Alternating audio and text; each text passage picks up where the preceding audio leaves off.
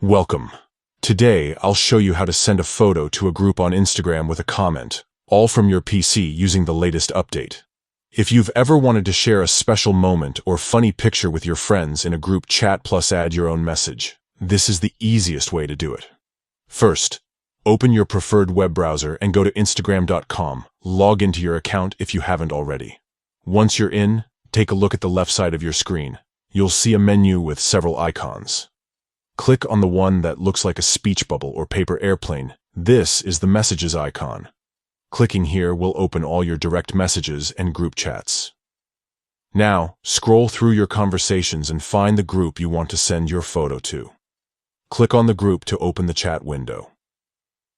At the bottom of the message bar, you'll notice a small photo icon, usually resembling a picture or camera. Click on this icon.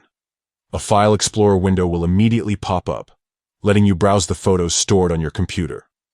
Choose the photo you want to share by clicking on it, then hit the Open button. The photo will now appear attached to your message, ready to be sent to the group.